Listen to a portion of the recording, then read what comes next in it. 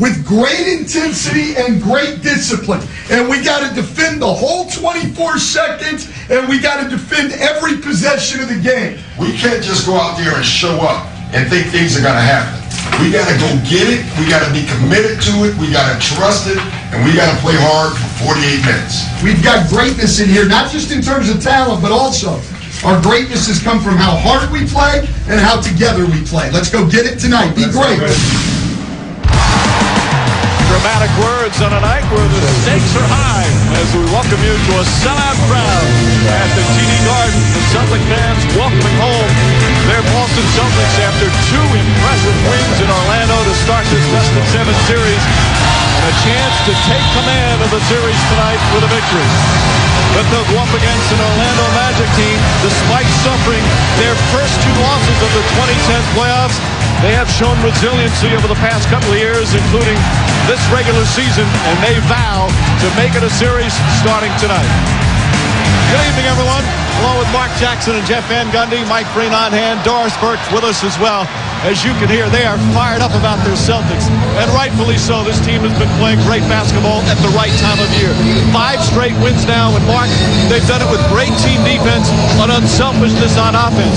And although it seems like a different Celtic steps up every night on the offensive end, in this series, it's been Paul Pierce.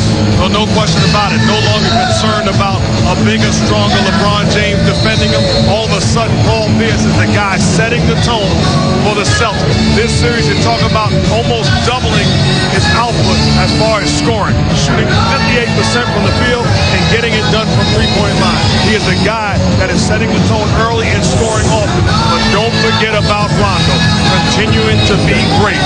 Averaging 16.5 points this series, 8 assists, getting it done, shooting almost 58% from the field. The guy has been spectacular, and when it matters most, they put the ball in the hands of Rondo, and time again, he comes through. A big-time jumper at the end of game 2. And you see the numbers from Rondo. He's had a bunch of terrific games like that. Meanwhile, for Orlando, they really need to have the same formula. A lot of different guys have to step up. Dwight Howard, of course, in game 2, found his offense after struggling in game 1, had the big 30-point game. The other player that's been talked about so much is Rashard Lewis. Rightfully so. He's been invisible offensively.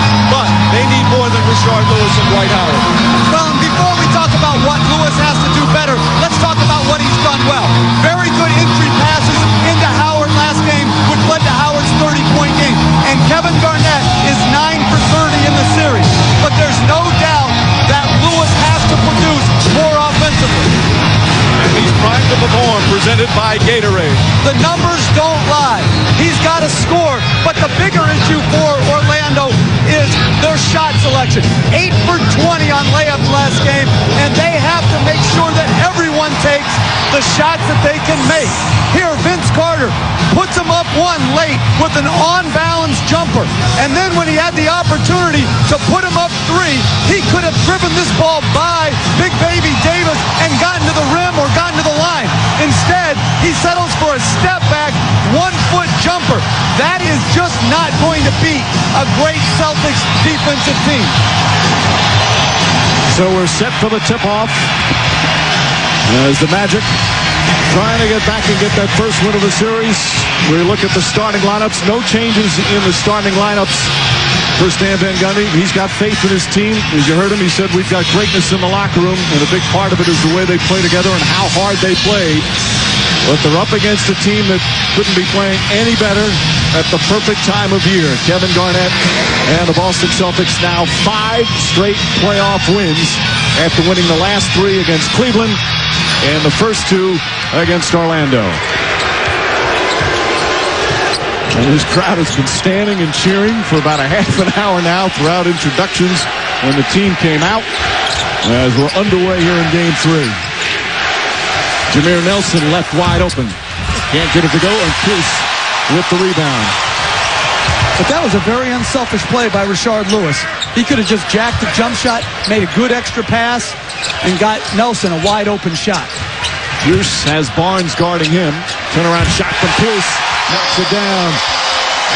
Pierce has been shooting so well in this series, as Mark just spoke about. 58% in the first 2 games. He's a rhythm guy. All of a sudden, he has his bounce and his swag, and he believes it does not matter who's defending him. Perkins the rebound. As we said, Orlando very good on the road, 25 and 16 during the regular season. Pierce's shot won't go. They've won all 4 of their road games so far in the playoffs, and they're comfortable here. They were 2-0 during the regular season in this building, and last year in the conference semis against the Celtics, they won games 1 and the all-important game 7. So they've had some excellent wins here as Pierce comes up with a steal. Rondo out to Allen, open 3. 5-0, just like that.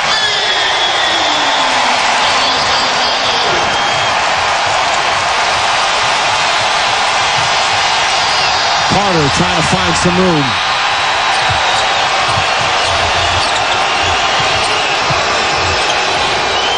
Shot clock down to 6. Carter on the drive, kicks it out. Lewis, an open 3. That won't go. Again, a big part of the key for the Celtics defense in this series has been defending the three-point line as Rondo flips it up and in.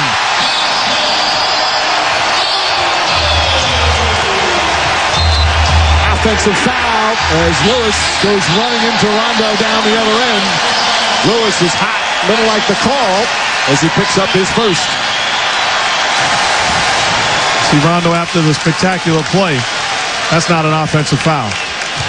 That's not an offensive foul, but you like what Rondo's doing on the offensive end. This is a tough teardrop floater over the contested hand of Dwight Howard. Over the best defensive player in the NBA. So Barnes is guarding Pierce, which was a switch. In the first couple of games, for the most part, Carter started on Pierce, and Barnes was on Ray Allen. Rondo passes open shot. Pierce with a nice fake, strolls down the lane, knocked out of bounds, and a 24-second violation. I thought Rondo should have shot that ball. Again, against good defense, it's hard to get one good shot, let alone 2. And I thought Ray Allen made a nice play. And I like the switch of Barnes because he asked for the challenge of Pierce. But I do not like Vince Carter on Ray Allen, moving off those screens. Barnes is simply a better defensive player. He provides the Magic with their toughness. Nelson with another turnover. Already 3 turnovers for Orlando. That was a problem in game 1. And the Celtics have been able to convert on him. That's been a big part of the first 2 games. Perkins takes his time, flips up a wild shot in presence of Howard. That's a shooting turnover right there. You got to give the ball up. You don't have a great shot. Give it up. Garnett on Howard on this possession. Drives in. Can't get the banker. Gets it back. He gets hammered. A hard foul.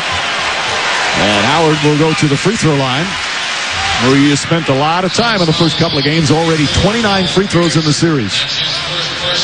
Again, that's good balance. And this is what he's got to do. He's got to dominate the board. You know, he scored 30 points last game, but he only had 8 rebounds. I don't think he can back off the other areas, the effort areas. He's got to defend, set their defense, protect the basket, and then also score. But he's got to be a dominant rebounder. You know, as a player, you can get frustrated and say, what am I supposed to do, everything? Well, yeah. If you're capable of doing everything, if everything is what it takes to put us in position to win, well, we need that from him. We saw his free throw numbers in the series, 66%. That's good for him. And again, now that's his 30th free throw attempt. Obviously, the Celtics don't mind putting at the free throw line. This is a pair there.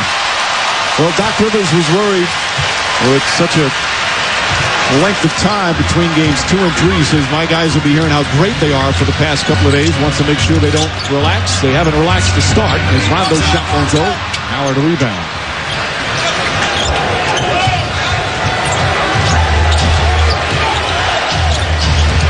Orlando 0 for 4 to start with 3 turnovers against the Celtic defense that has given everybody problems in the postseason.